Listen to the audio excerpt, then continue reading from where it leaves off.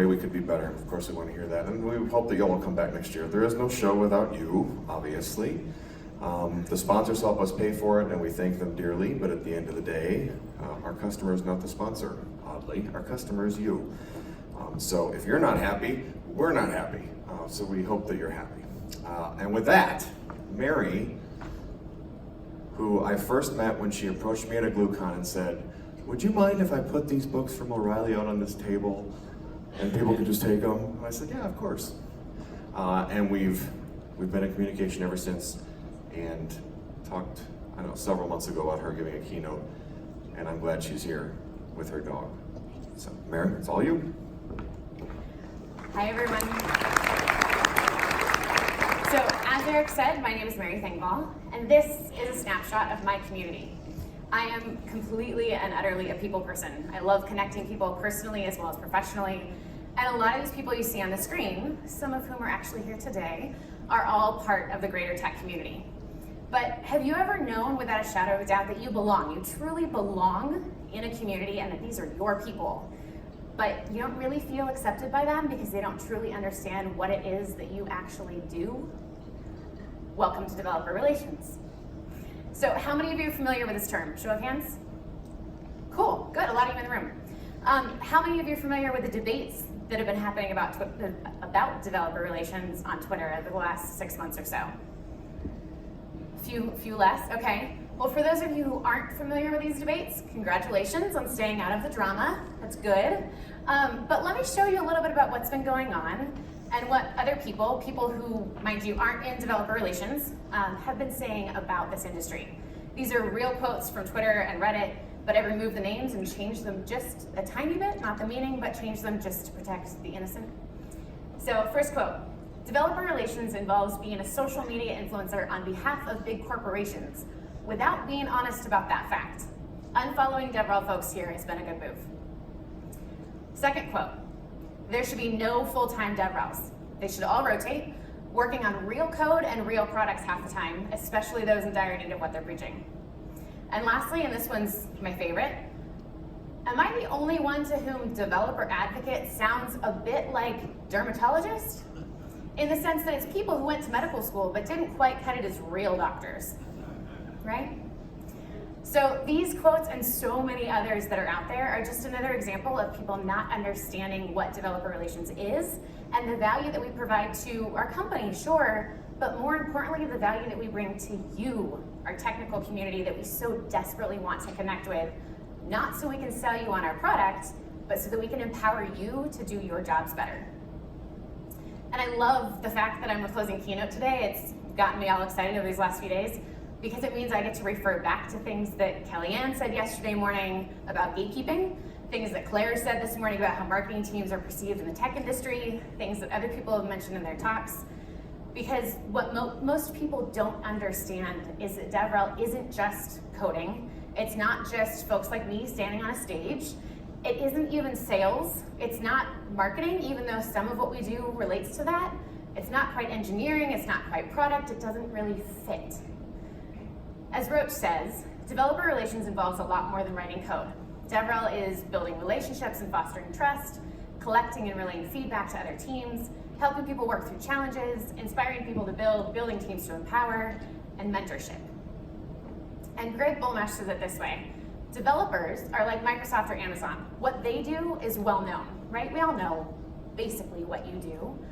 But advocates, evangelists, community managers are like a Series B startup, well regarded in their niche, but harder for people outside it to understand. And that's why I'm here today, to help you understand the essence of developer relations. The who, what, where, when, why, and how of this largely misunderstood industry. But my goal is not only to answer your questions about developer relations, but to help you understand why developer relations professionals are so passionate about you and how we apply that passion toward empowering you in your day-to-day jobs. So, first up, for those of you who don't know me and who only know me from what Eric said about me being the person bringing all the books to the conference many years ago, you may be asking, who am I and why am I here on the stage? But more importantly, you're probably wondering who that is, who's almost asleep next to me on the stage. Most people notice him before they notice me anyway. So this is Ember Dog, full name, Ember Dog Pups McGee, Captain Underfoot III. You can follow him on Twitter because priorities, so I replaced my Twitter handle with his Twitter handle at the top right there. But he's a medical alert service dog for me. I'm a type 1 diabetic, and he lets me know my blood sugar is starting to get low. That's a whole other talk about monitoring and performance and other things, not for today. So, back to me. I have a journalism background, but I entered the journalism world right around the time when a lot of the papers in the US were shutting down their writing teams, or at least cutting back on the number of staff, which of course wasn't ideal. So like most tech companies, I pivoted. I'm now using my feature writing and storytelling abilities to show the business value of developer relations and building technical communities. I've personally worked with developer communities for over 10 years now for companies like O'Reilly Media, Chef Software, and SparkPost, and some of you actually might recognize me from the time that I've spent at Gluecon while working for those companies and interfacing with you all here. But my favorite thing about actually working with technical communities has always been finding the best solutions for the problems that you're facing. And as I've worked with all of these various communities over the years, I found myself going back to my journalism roots, recognizing patterns, drawing conclusions, telling stories about how these communities are not only beneficial for technical folks like you who are trying to understand new concepts or products, but also beneficial for the companies who are taking the time to actually invest in these communities. And it started to become clear to me that while some companies that are, you can succeed without a technical community or without building that community, the companies that were the most successful, the ones whose communities were super loyal and constantly praising them without being bragged to do it, were the ones who took the time to actually invest in those technical communities, to get to know them, to get to know their problems. And as I started to realize this, I also realized that a lot of companies didn't really understand what the true value of building those technical communities was. And for the most part, these community teams or the developer relations teams were underestimated, underutilized, and overworked. And we also lacked the resources to do anything about that within our companies that we worked for. So I left the corporate world and started on my own in 2017 with this mission.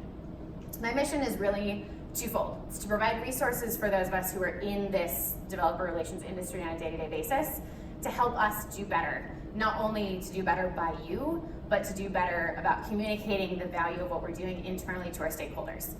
And my hope is that by providing these resources and working with companies one-on-one and consulting gigs, that the whole industry will start to understand the value that we bring to the table. And in fulfilling that mission, I have a number of resources that I do. I have a newsletter called DevRel Weekly. I have a podcast called Community Pulse, things that talk to and about the industry and what we're going through. I also have a book called The Business Value of Developer Relations, if you're interested in hearing more about that, which came out last year.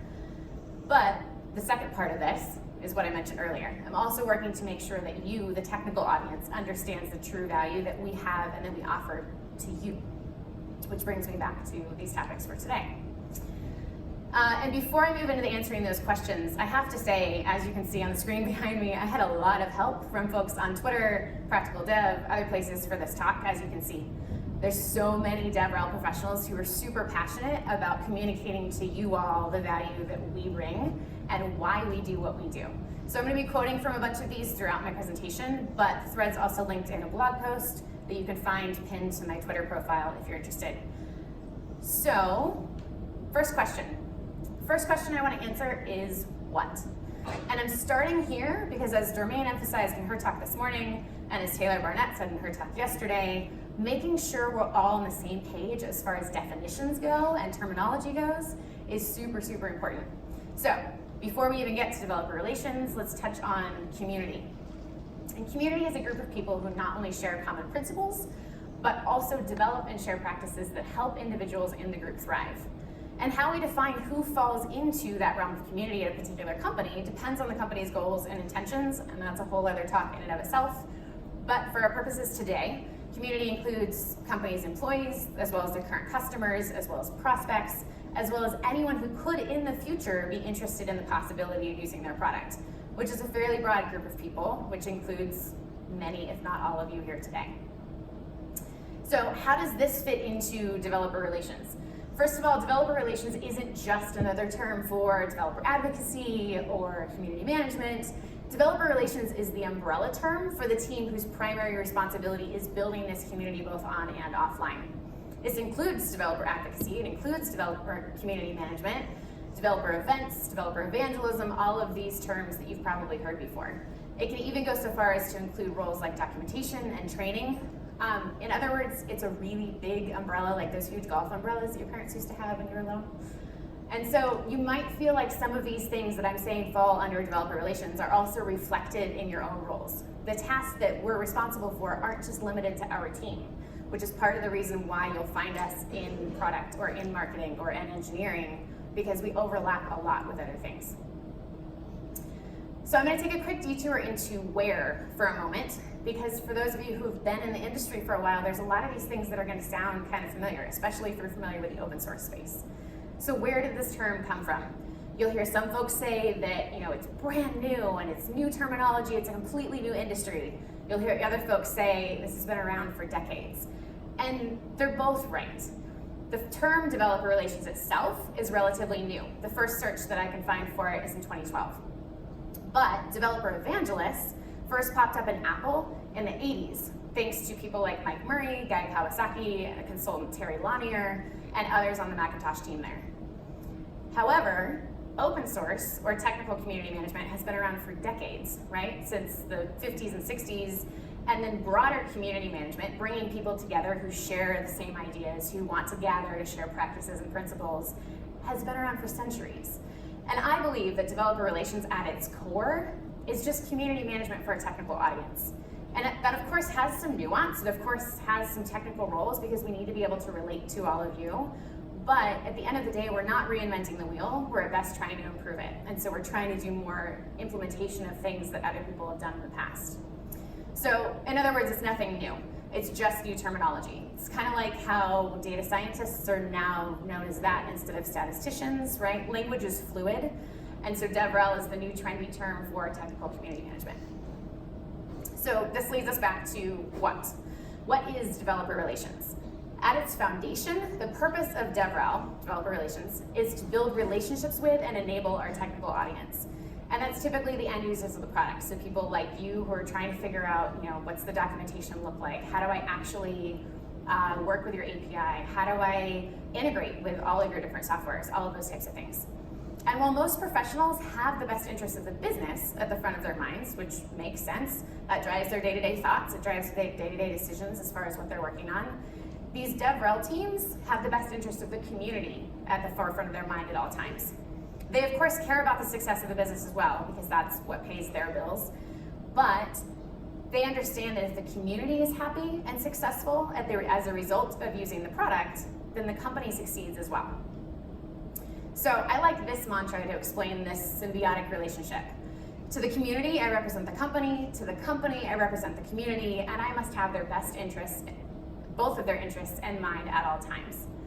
And we're the connective tissue between the company and the community, as well as the connective tissue between the various teams at the company, connecting product and marketing, sales and engineering, customer support, and more, all for the sole purpose of serving you, our technical communities. So, if developer relations is the name of the industry or the team of people at your company, who makes up this team?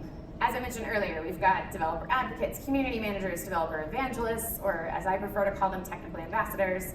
You might find developer experience under that as well as an events manager, project manager, all of these different roles. So how do you keep them straight? I have a little TLDR for you. So, developer advocate is someone who usually has some sort of coding experience, whether it's an official CS degree, code school experience, they've been a developer in a past life in some way, shape, or form. They're often building sample applications or live coding, giving demos, engaging with the community on a fairly technical level. A technical community manager, on the other hand, may not have that coding background, but they're absolutely going to be tech savvy. So they have the need to carry on conversations with the community members, connect people within the community so that they know who to contact for different things or who to connect with about different topics. They also can do fairly deep dives into where your product fits in the greater tech industry, as well as answer questions about the technical aspects of your product. Next up, technical ambassadors or developer evangelists. There's been a lot of, as I like to say, religious arguments about the title developer evangelist. And technically ambassador kind of makes a little more sense to me. But these are the folks who excel at promoting the importance of this particular product within the greater tech industry. And all of these roles play a huge part in accomplishing a singular goal, right? Enabling our technical audience, developers and ops folks, all of you, who use our product to be the best that you can be at your jobs. And when we're led by an experienced manager who has this knowledge of developer relations and who believes in the business value of it, we can create strategies that set both the team and the company as well as the community up for success, and there's no end to the value that we can provide in that situation. So that's most of the common titles that you've likely heard throughout the industry. There is one more I want to clear up because I'm sure I'll probably get questions about it later if I don't. So WTF is developer avocado, right? Why are there personified avocados on the screen and on the cover of my book? What does the little emoji mean? Why is it taken over Twitter, except for the millennial tech generation, which that's just avocados all the way down. But this all started over 3 years ago when I was working with the DevRel team at SparkPost. One of our project managers had a hard time saying developer advocate when she got to talking quickly, and it would often come out as developer avocado. We all loved avocados on the team, and we were like, yeah, sure, we're the developer avocado team, no problem, that's fine. And then we actually started thinking about it and went, you know what? We get questions all the time about what our job is and how we do our job and what it actually means. So let's build this analogy around it. So DevRel is often referred to as the fatty part of the business or fatty department, given that we usually ask for a fairly large budget for community endeavors, speaking gigs, swag, conference sponsorships, open source sponsorships, all of these things. But we believe that when used in the right ways, at the right times, with the right combination of items, we can contribute to the health of the company, as well as the overall health of the community of tech professionals that we're serving. So, DevRel is officially the good kind of fat. So now that you know all of those things about what and the where that it came from, some of you might be wondering, can't engineering and products just collect their own feedback, right? Why do I have to talk to this intermediary group of people that I don't really understand what they do and they kind of confuse me and I don't really want to deal with them? So when is DevRel actually necessary? And let me play devil's advocate for a second, because if you don't understand the value that DevRel brings to the table, it's a somewhat valid question. So we could do this with product or marketing, right? Marketing can write surveys, product can do phone calls and things with customers. We can hire a technical writer to improve our documentation and write some blog posts. But this all brings me back to the mantra that I mentioned a few slides ago. To the community, I represent the company. To the company, I represent the community. And I must have both of their interests in mind at all times. And this is what sets DevRel apart. This makes us uniquely able to fulfill this relationship building and listening and understanding that all goes hand in hand with building a community of loyal customers. Because our primary focus and our goals are first and foremost based around you. It's based around the community. It's not just a mindset. It's not just a set of skills. It's the continuum of those things and the approaches that we take that are impactful. And this focus and attention gives us an opportunity to build up trust among our community as well. When you know that we're asking you for feedback so that we can advocate for your needs internally, you're far more likely to be honest with us and upfront about how you're actually experiencing our product. Authenticity breeds authenticity, and while it's entirely possible for product and marketing professionals to do that as well, their priorities are split because they also have to focus on feature releases and lead generation and other things that are going on within the community and the company. Which means the developer relations team is the only one that has your best interests at heart 100% of the time. So, we now have covered what and some of the terms that it includes, as well as where and when. Let's move on to who. First of all, we are among you. There are many of us here at this conference. We take part in discussions in your community chat rooms. We watch the conversations happening in Stack Overflow, on Reddit, on Twitter, Practical Dev, other public forums. But on a serious note, we hang out in those places not to be creepy, not to lead you astray, not to ferret company secrets back to our coworkers, but because the better that we understand your pain and the problems that you're facing, the more equipped we are to help. So why do we care? What's our motivation? Let me share a few things that I heard from the DevRel community. Anastasia said, I heart the DevRel part of my job. When someone tells me something from my blog or my talk helped them, it honestly makes my day. And I can completely identify with this because we live for those moments when someone tells us that our work was helpful to them, right? I have a wins folder that I've carried from computer to computer as I go throughout my career. And I have screenshots of emails or tweets or DMs of people saying, you know, your work helped, your teammates' work helped, the things that you're doing at your company made all the difference in my job, right? That makes it worth it to me. We also want to make your jobs easier, which means hearing all of the feedback, not just the good things.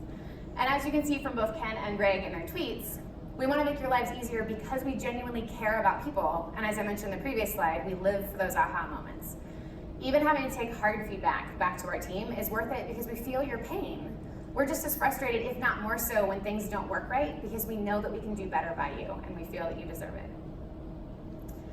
All of this background information leads me to one core question that I've heard from so many technical folks just like yourselves. Why should I care? After all, DevRel professionals are simply folks that travel to a whole bunch of conferences, give talks, host parties, and then complain or humble brag about how hard it is to be on the road all the time, right? That's what you hear? No? Maybe. Okay. So this meme went around Twitter a few years ago, and it's right in some cases. I've lost track of the number of times that I've either fallen asleep or tried to fall asleep on a flight on the way home because I'm so tired. But it also shows a very, very narrow view of developer relations, which I actually think is a problem that we in DevRel are somewhat to blame for ourselves, because this is one of the things that gets up on Twitter, right? We talk about, I just landed in Denver for Gluecon and I'm so excited to be here. But when we're at home fixing documentation or tagging the various questions that we're seeing on Twitter, that's not nearly as exciting, so that doesn't get talked about as much. And so this is one of the things that I'm trying to fix in our industry, is getting people to work out loud more. Because in reality, this tweet from John Kavanaugh Johnson sums it up perfectly. The second half of it, he says, most devs undervalue the skills and commitment DevRel brings to the table. Change that by talking more with and less talking to. And I will recognize that there's a lot of irony in my saying that from up here on the stage where we don't do Q&A. But I'm hoping that this context will help you better understand the value that we have, not for our companies, but for you. And I'm hoping it'll help us continue conversations on and offline as we continue throughout our jobs. I think it's also worth noting that when I asked this question, I'm feeling curious, DevRel folks, what do you wish developers knew about your job? Out of the several dozen responses that I got from DevRel professionals, the ones that mentioned anything about conferences and travel were statements like this. Dev advocates have technical skills. We don't just give talks. We are not talking heads.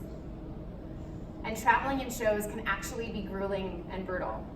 So I know that you're definitely not getting the full picture of what we do and what we are capable of. And Daniel Appelquist put it well in this tweet too. He said, DevRel is not just about talking to developers about some technology or product. It's also about participating in building and maintaining community and ecosystem. So if our jobs aren't solidly made up of travel, conferences, speaking, despite what it looks like on our Twitter feeds, what is it that we do? And again, why should you care? Here's a small glimpse into what we do that will directly impact you.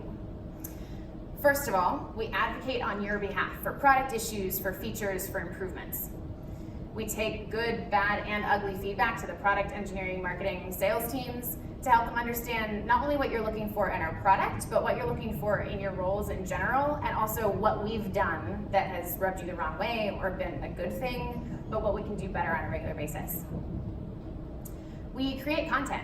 We write blog posts, we make tools, we create sample applications, all to help you better understand what our product is and how you can use it to make your work life easier. We research good practices for our greater industry so that you understand, here's the better way to do this, or here's a good way that we've found to do this that might be a good fit for you, but we're trying to do that research on your behalf. And lastly, we amplify your work, your code, your blog posts, your conference talks, you name it, the content that you're producing. We amplify that internally to our coworkers and externally to other community members who might be interested in those same topics. Also, we talk about you a lot, all the time. So know that you're coming up in our conversations often internally at our companies. So why do we do all of these things? Because we value people first and technology second. And this may seem a little backward, right? Because after all, we work for tech companies and the success of their products pay our bills. So we need to be talking about tech as well. But we know that all the best salespeople, the best marketing folks, the best people in general, the people you enjoy being around, you enjoy being around them because they prioritize people over product, over other things that are going on, over technology, all of those things. And this is just another reason why DevRel is related to product and marketing, even sales, but it's not quite the same, remember? Because this mantra, which you can probably say with me at this point, to the community I represent the company, to the company I represent the community, and I have to have both of their interests in mind at all times. And again, this is the core of developer relations, because when we can have both of those goals in mind, we're not only able to help the community by providing relevant content, we're able to provide valuable feedback to our company, which then in turn helps you as well. And this is a difficult balance to maintain because it's crucial for us to be successful, but it's also hard to be having both of those interests, both of those entities in mind at all times and be looking out for both of their best interests when there's conflict at times. But we do recognize that if we put the community first, if we put all of you first, above our company, and above the tech that we're working with even, then we're able to help you succeed better. But we also know that if the company screws up and puts the company first and the product first above the community, then there's times when they can make a decision that sets you up for failure, which of course impacts the company because there's sometimes no coming back from that mistake that they've made. But then again, it impacts you because now you're having to go find a new tool to solve that problem that you're trying to figure out what's going on with.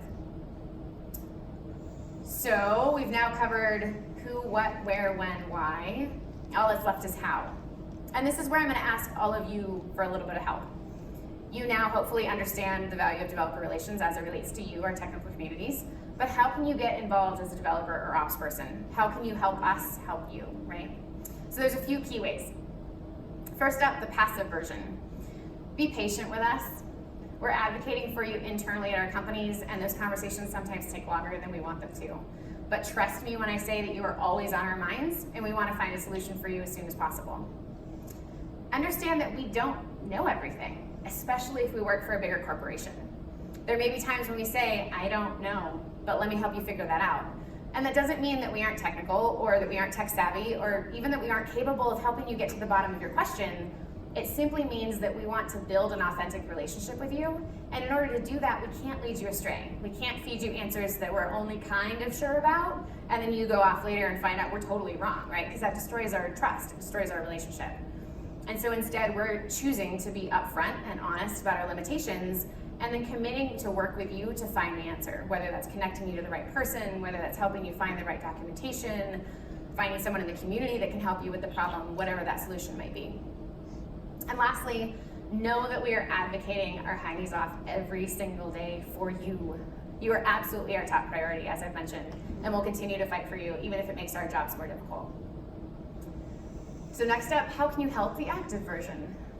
First up, give us honest, authentic, genuine feedback. Flood us with feedback, all of it. Even if it's not the best news about our product or our company or the people that you've interacted with at our company, because we can only do better with your help. Next up, tell us what you need. What would help you thrive in your professional life? And this might be related to our product, it might be related to our industry, it might be something completely different. But chances are, we're connected well enough that we've heard of a tool that might be helpful for you. We know the right person at a different company to connect you with. We might refer you to our competition. Shocker, I know. But here's the thing, we aren't salespeople. We aren't trying to get you to buy our product again. There are times in my career where I've gone, okay, you use our competition. Is it working well for you? Yes? Fantastic. Keep using it. Because I don't want to put you through the trial of having to switch tooling if you don't need to. And if it stops working for you, come back to me. But tell us what you need so that we're able to help fulfill those things. And lastly, involve us in interesting conversations that you're having in your communities. We love to hear about new tools, new concepts, just as much as we want to hear about the pain points and issues that you're having. And all of this information helps us understand you better and allows us to serve you better and be more effective at our jobs of empowering you.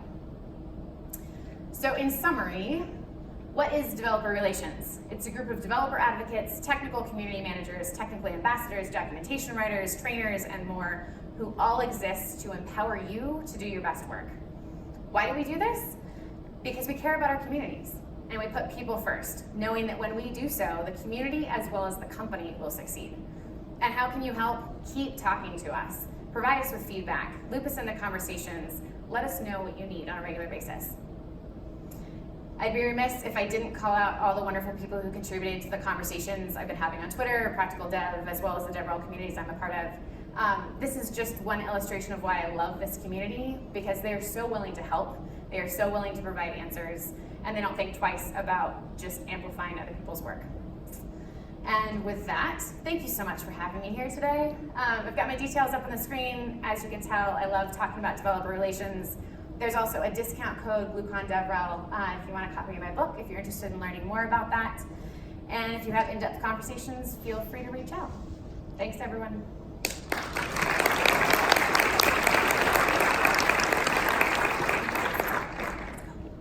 Thank you, Mary. Okay, last confession. I've been doing a lot of confessing in this show, right?